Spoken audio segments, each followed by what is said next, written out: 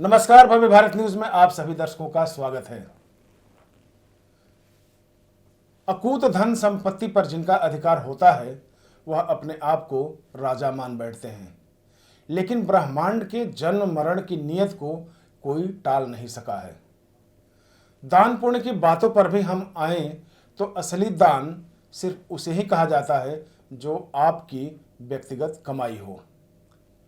रघुकुल में जन्मे राजा अज की भी कड़ी परीक्षा दान को लेकर ही हुई थी। किसने ली थी अज की कड़ी परीक्षा और राजा दशरथ का जन्म कैसे हुआ? चर्चा के इस विषय पर प्रकाश डाल रहे हैं आज हमारे बीच उपस्थित आचार्य पंडित पुष्पेंद्र पांडे जी।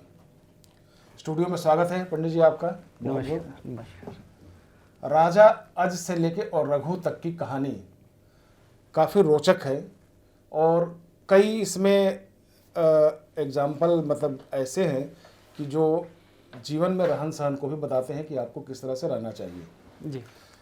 आज की भागम भाग की दौड़ में लोग पैसे को तरजीह देते हैं ज़्यादा, और जो भी आए वो अपना समझ लेते हैं और दान पुण्य भी उसी में करने लगते हैं। मंदिरों में भीड़ लगी रहती है, लोग दान करते हैं, पुण्य करते हैं, उसमें कहते हैं कि उसका पुण्य हमें मिले।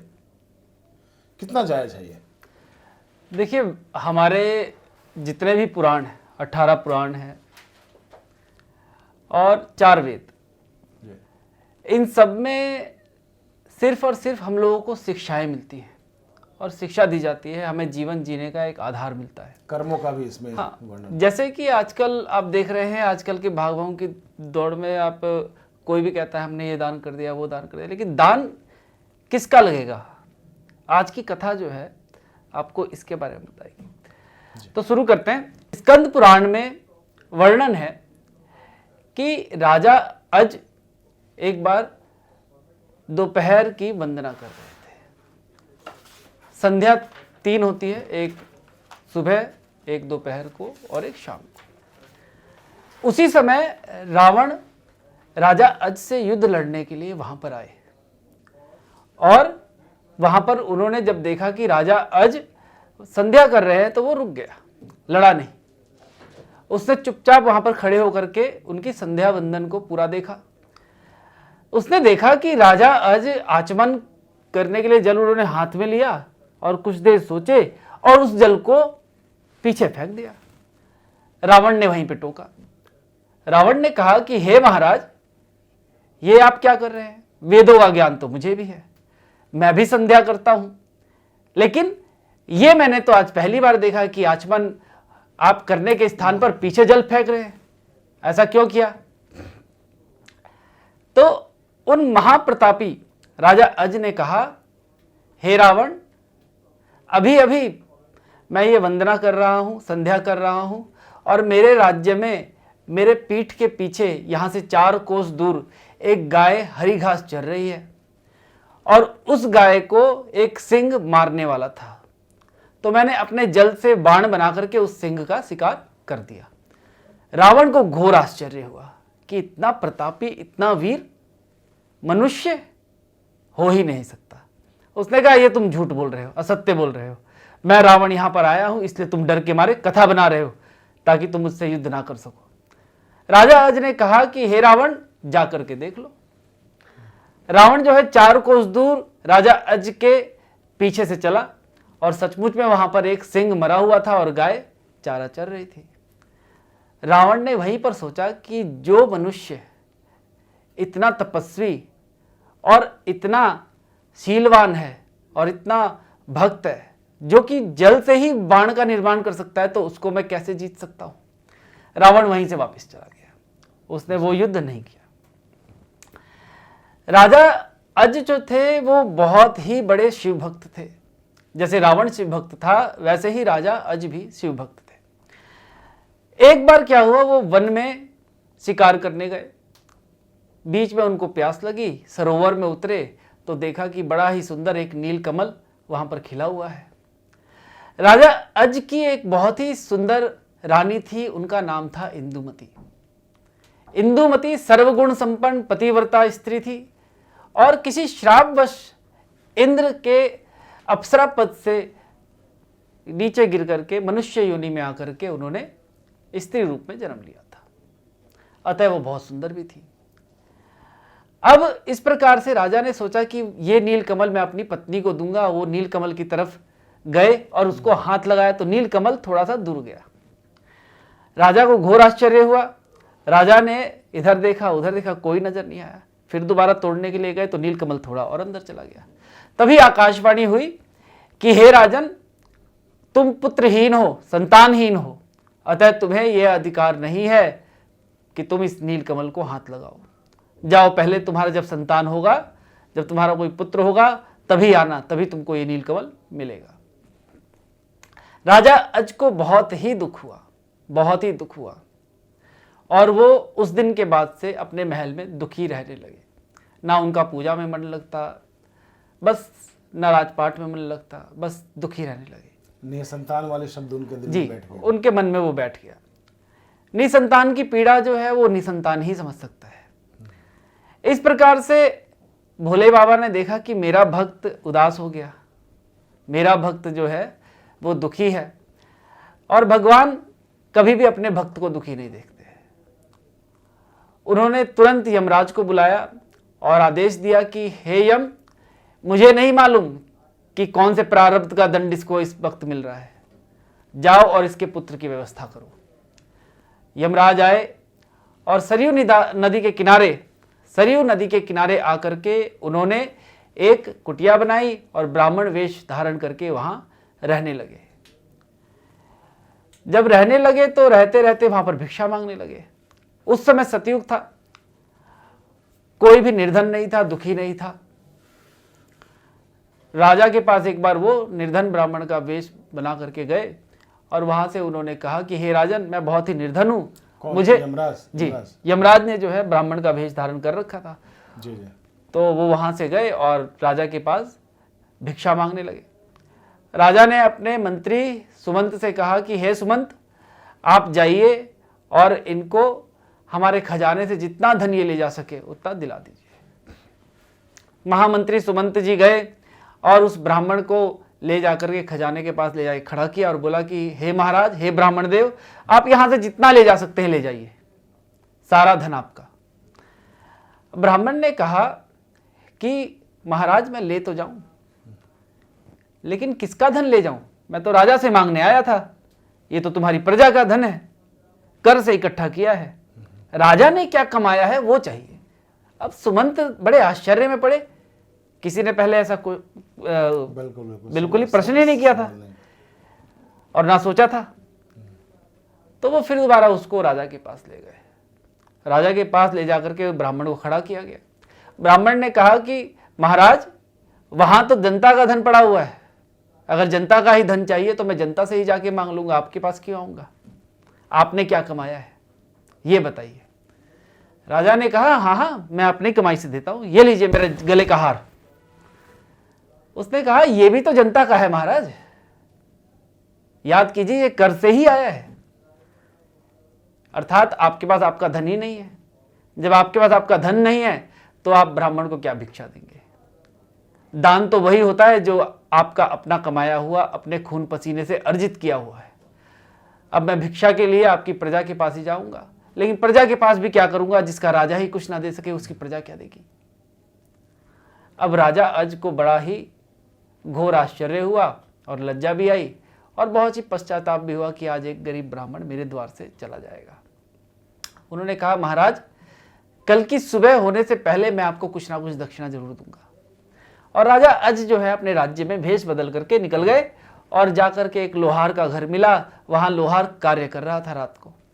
तो वहां जाकर के राजा ने उन लोहार से कहा कि आप मुझे कोई कार्य दे दीजिए और उसके बदले में जो भी देंगे मैं ले लूंगा, मुझे सिर्फ एक रात के लिए आप कोई भी कार्य दे दीजिए। राजा अज ने वहां पर पूरी रात हथौड़ा चलाया, अपना पसीना बहाया और सुबह जैसे ही हुई वैसे ही उस लोहार ने राजा को एक सिक्का दे दिया। राजा तुरंत गए और भागे भागे उस ब्राह्मण के घर गए और वहां पर वो ब्राह्मण पूजा में तल्लीन थे, संध्या कर रहे थे। तो उनकी पत्नी ने देखा कि ये जो सज्जन है ये आए हैं। उन्होंने कहा कि मैं राजा अज हूं। तो स्त्री बोली कि बताइए। तो उन्होंने कहा कि आपके पति हमारे पास आए थे दान लेने के लिए, और ये हमारी मेहनत का सिक्का है, इसे ले लीजिए। जब वो सिक्का उस स्त्री के हाथ में पड़ा तो उसको बहुत ही क्रोध आया। उसने कहा, इतना बड़ा राजा, इतने बड़े राज्य का राजा, इतना प्रतापी, और एक सिक्का मुझे देने के लिए इतनी सुबह सुबह आया। तो क्रोध में उसने उस सिक्के को जमीन पर पटक दिया। अब वो राजा के द्वारा कमाया हुआ था, वो सिक्का जाकर के पाताल में धंस गया। तभी वो यमराज समझ गए कि अब तो कुछ गड़बड़ हो जाएगी। तो उन्होंने अपना जल्दी से वो लौट करके आए और बोले कि क्या हुआ। तो उनकी पत्नी ने बताया कि ये राजन आए थे, उन्होंने एक सिक्का दिया, मुझे क्रोध आया, मैंने धरती पे पटक दिया और वो पाताल में चला गया। उन्होंने जल्दी से वहां पर एक गड्ढा किया। जैसे ही गड्ढा किया, वहां से एक सोने का रथ प्रकट हुआ, और रथ, हाँ, एक रथ प्रकट हुआ और वो रथ आकाश में चला गया। फिर दूसरा रथ प्रकट हुआ, वो भी आकाश में चला गया। फिर तीसरा रथ प्रकट हुआ, वो भी आकाश में चला गया। ऐसे करते करते 9 रथ प्रकट हुए और आकाश में चले गए। लेकिन लास्ट का जो 10वां रथ था वो आया, तो उसमें एक बहुत ही सुंदर, बहुत ही प्यारा एक बालक, तेजस्वी बालक वहां पर बैठा हुआ था। यमराज बने ब्राह्मण ने उस बालक को गोद में उठाया और सीधा राज दरबार में गया और राजा से बोला कि हे राजन, यह तुम्हारी मेहनत का फल जो है शिव ने दिया है, इसे तुम स्वीकार करो, यही तुम्हारा पुत्र है, और अब उस पुत्र शोक से, विरह से बाहर आओ, ये महाराज, और इसको ग्रहण करो। ये पुत्र आगे चल करके तुम्हारे कुल की कीर्ति को बढ़ाएगा। और चूंकि ये 10 रथों के बाद आया है, 9 रथों के बाद 10वें रथ में आया है, अतः इसका नाम हम दशरथ रखते हैं। महाराज दशरथ के ही आगे पुत्र रूप में राम, लक्ष्मण, भरत, शत्रुघ्न ये उत्पन्न हुए, और उन्हीं से वहां से रामायण तेजस्वी जो भी लोग थे। 2-3 सवाल लेंगे छोटे छोटे आपसे। एक तो ये है कि अगर पहले के जो ब्राह्मण थे वो ये देखते थे कि अगर जो चीज़ें आपके पास है और दान के लिए अगर गए हैं तो वो वही दान लें जो आपने कमाया है जी। आज के ब्राह्मण होते तो क्या करते? आज के ब्राह्मण तो झोली भर के ले आते। देखिए, ऐसा नहीं है। ब्राह्मण स्वाभिमानी सतयुग में भी थे और आज भी है। और ये देखिए, काल और परिस्थिति कह लीजिए, उस समय ब्राह्मण अगर कहीं निकल भी जाते थे तो वहां उनका इज्जत सत्कार होती थी। आज के ज़माने में ब्राह्मण को बहुत ही हीन दृष्टि से देखा जाता है। तो यानी कि आप लगा लीजिए, एक लुटेरा कह लीजिए। तो ब्राह्मणों में चरित्र का ह्रास नहीं हुआ है क्या? चरित्र का ह्रास हुआ है। ब्राह्मणों की गलती है, उन्होंने अपनी शिक्षा व्यवस्था को छोड़ा है, उन्होंने जो है अपने कुल परंपरा को छोड़ा है, और उन्होंने अपनी विद्या को छोड़ दिया। शिखाहीन, तिलकहीन है और जनेऊहीन, जब ये सारे संस्कार ही उसने छोड़ दिए तो उसका तेज नष्ट होगा ही होगा, और तेज नष्ट होगा तो व्यभिचार आएगा ही आएगा।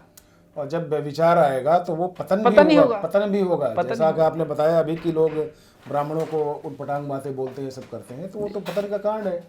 जब आप अपने मूल चरित्र से ही अलग हो जाएंगे तो स्वाभाविक है कि लोग, समाज में आपकी स्थिति दयनीय हो जाएगी। बिल्कुल, यही मैं बार बार समझाने की भी कोशिश करता हूँ कि लोग मांसाहारी हो गए हैं, ब्राह्मण नरभक्षी हो गए। नरभक्षी नहीं कह सकते, लेकिन वो पता नहीं मांसाहार हो गए, और पता नहीं हो गया क्योंकि हमारे अब तो होटलों में और उसमें इंसान के भी मांस खिलाए जा रहे हैं। तो ये बहुत सारी चीज़ें हैं जो विदेशों में हैं, लेकिन कौन जानता है कौन क्या खिलाता है उसमें भी जी। तो अपने आचरण में सुधार लाना पड़ेगा। इसके बाद अगर आप ब्राह्मण कहें तो ज़्यादा बेहतर होगा। दूसरा एक सवाल रहेगा कि अगर सिक्का पृथ्वी पे गया और पृथ्वी के बाद पृथ्वी के गर्भ में चला गया, तो जो दशरथ थे हमारे, वो इंदुमती के न होके, इसका मतलब वो धरती पुत्र हुए। देखिए, कहा गया है जैसे माता सीता का जन्म हुआ था वैसे ही दशरथ का भी जन्म हुआ है। और ऐसा नहीं है कि जन्म देने से ही माता बने या जन्म देने से ही पिता बने। पिता का अर्थ होता है पालन करना, और माता जो होती है वो, इनकी कथा भी बहुत ही इंटरेस्टिंग है। इंदुमती जो थी, ये जब राजा दशरथ बहुत छोटे थे तब इनको छोड़ करके स्वर्ग में प्रस्थान कर गई थी, और उनके वियोग में जो महाराज अज थे वो भी वियोग में प्राण त्याग करके चले गए थे। इसकी कथा मैं बाद में कहूँगा। जी जी, ये लंबी कहानी कथा है। तो चलिए, आज इस वीडियो में आपने देखा कि राजा दशरथ की उत्पत्ति कैसे हुई, दान का क्या विधान होता है। हम चाहेंगे, आप लोगों से अनुरोध भी करेंगे कि आप लोग कम से कम अपना चरित्र निर्माण जरूर करें, और आपको ये दायरा पता होना चाहिए कि आप दान पुण्य या हर चीज़ों के लिए जो आप लोग लड़ाई करते हैं कि पिता की संपत्ति में हमारे ये अधिकार है, माता की संपत्ति में हमारा ये अधिकार है, भाई भाई से लड़ता है, केवल अपना अर्जित किया हुआ धन ही दान करने के लिए है। नहीं, उसका जो कुछ भी करें आप कर सकें, लेकिन जो पैतृक संपत्ति और सारी चीज़ें हैं उसको हाथ न लगाएं तो बेहतर होगा। आज के इस एपिसोड में यह लेसन मिलता है, फिर अगले एपिसोड में हम आपसे मिलेंगे। तब तक के लिए नमस्कार।